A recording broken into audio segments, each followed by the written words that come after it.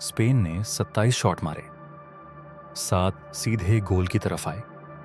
40 साल के वोजिन्हा ने हर गेंद रोक दी।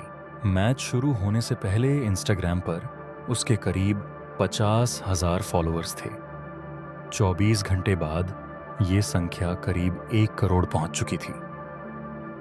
लेकिन असली सवाल फॉलोअर्स का नहीं था। जिस उम्र में ज्यादातर खिलाड़ियों का करियर खत्म होने लगता है, उस उम्र में वोजिन्हा अपने सबसे बड़े मौके के लिए तैयार कैसे था? वीडियो के अंत में आपको 3 छोटे सवाल मिलेंगे। हर जरूरी कोशिश के बाद सिर्फ 1 मिनट में इनका जवाब देना है, ताकि आपकी मेहनत सिर्फ दोहराई ना जाए। हर अगली कोशिश सच में बेहतर बने। एटलांटा का स्टेडियम स्पेन की जीत देखने आया था। सामने यूरोपियन चैंपियंस थे, जिनके खिलाड़ियों को पूरी दुनिया पहचानती थी। दूसरी तरफ केप वर्डे था, सिर्फ 5 लाख से थोड़ी ज्यादा आबादी वाला देश, जो पहली बार वर्ल्ड कप खेल रहा था। स्पेन के पास 74% से ज्यादा समय तक गेंद रही। 11 कॉर्नर्स मिले और लगातार हमले होते रहे। कागज पर मुकाबला बराबरी का था ही नहीं। पहला खतरनाक शॉट आया, वोजिन्हा ने रोक दिया। फिर दूसरा आया, वो भी रुक गया। स्पेन दिशा बदलता रहा, हमला तेज करता रहा और गोल पोस्ट के पास दबाव बढ़ता गया। लेकिन 90 मिनट बाद स्कोरबोर्ड पर वही लिखा था, स्पेन 0, केप वर्डे 0।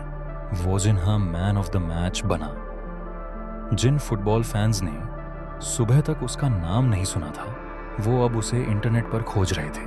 ब्राजील के कुछ सपोर्टर्स ने लोगों से उस गोलकीपर को फॉलो करने की अपील की, जिसने स्पेन को रोक दिया था। फिर संख्या इतनी तेजी से बढ़ी कि हर कुछ घंटों में नया आंकड़ा सामने आने लगा। 50,000 फॉलोअर्स 1 लाख बने, फिर 10 लाख, फिर 50 लाख। अगले दिन तक वोजिन्हा के करीब 1 करोड़ फॉलोअर्स हो चुके थे। दुनिया के लिए यह अचानक हुआ था, वोजिन्हा के लिए नहीं। वोजिन्हा ने प्रोफेशनल फुटबॉल खेलना 25 साल की उम्र में शुरू किया था। उसी उम्र में बहुत से खिलाड़ी अपनी जगह बना चुके होते हैं। उसकी असली शुरुआत तब हुई जब दुनिया कई खिलाड़ियों से नतीजे मांगना शुरू कर देती है। हमारे यहाँ भी उम्र के साथ एक हिसाब चलता रहता है। 25 के बाद सवाल शुरू हो जाते हैं। नौकरी कहाँ पहुंची, कमाई कितनी है, शादी कब होगी, अब तक हासिल क्या किया। फिर कोई आपसे छोटा कॉलीग प्रमोशन ले जाता है, कोई नया क्रिएटर कुछ महीनों में बड़ी ऑडियंस बना लेता है, कोई पुराना दोस्त वहां पहुंच जाता है जहां आपने खुद को देखने की उम्मीद की थी। धीरे धीरे दूसरों की प्रोग्रेस आपकी घड़ी बन जाती है। मेहनत से ज्यादा ध्यान इस बात पर जाने लगता है कि आप कितने पीछे रह गए। वोजिन्हा भी अपनी उम्र बदल नहीं सकता था। वो अपने करियर की शुरुआत दोबारा नहीं लिख सकता था। उसके हाथ में सिर्फ अगली गेंद थी, लेकिन स्पेन के खिलाफ एक शानदार मैच को किस्मत भी कहा जा सकता था। केप वर्डे ने आगे जो किया, उसने वो बहाना भी खत्म कर दिया। अगला मुकाबला यूरुग्वाई से था, एक और पूर्व वर्ल्ड चैंपियन। केप वर्डे ने पहले गोल किया, लेकिन उरुग्वाई ने हाफ टाइम से पहले 2 गोल कर दिए। अब कहानी फिर पुरानी दिशा में जाती दिख रही थी।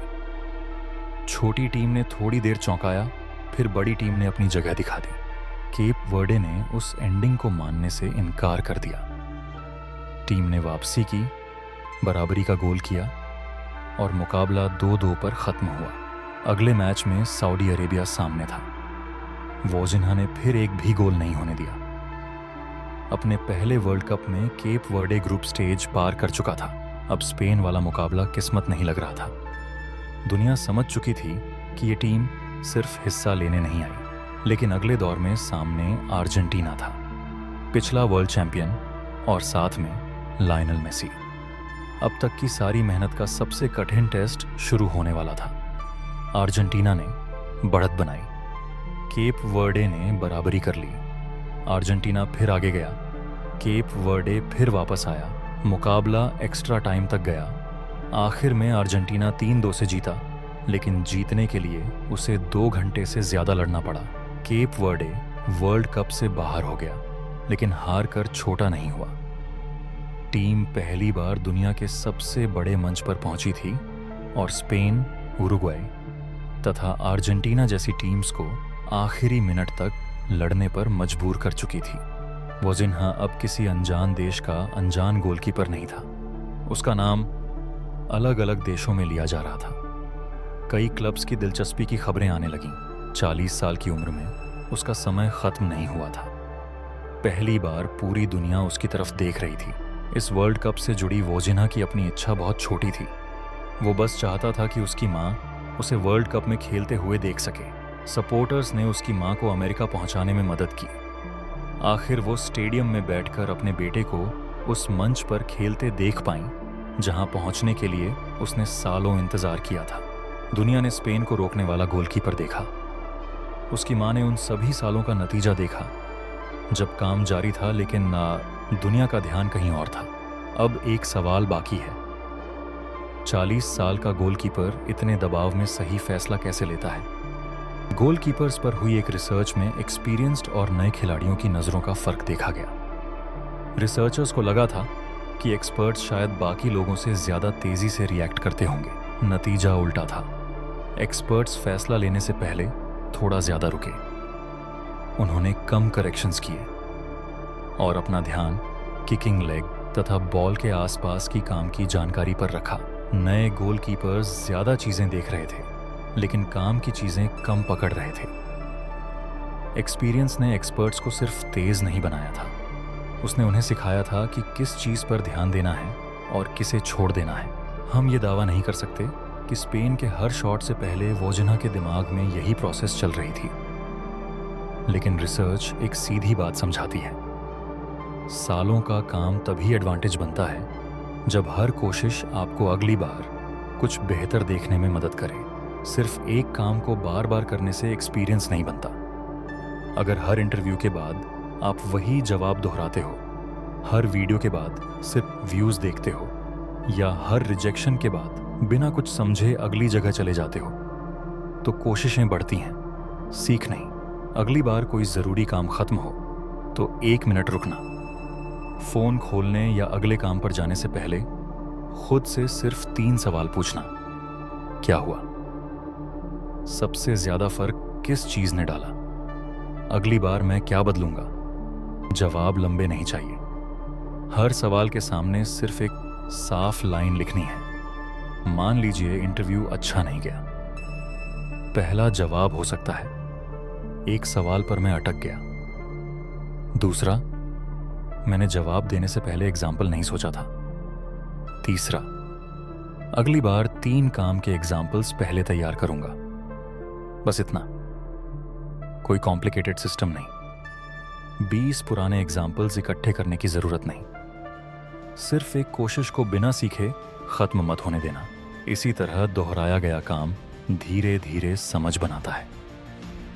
फिर आप सिर्फ मेहनत करने वाले इंसान नहीं रहते, आप अपनी मेहनत को सुधारने वाले इंसान बनते हो। वोजिन्हा की कहानी ये नहीं कहती कि हर मेहनती इंसान एक दिन फेमस हो जाएगा। दुनिया किसी को पहचान देने का वादा नहीं करती। कहानी की असली बात ज्यादा काम की है।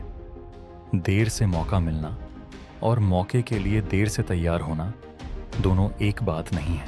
वर्ल्ड कप ने वोजिन्हा को मौका दिया, उससे पहले के सालों ने उसे उस मौके के लायक बनाया।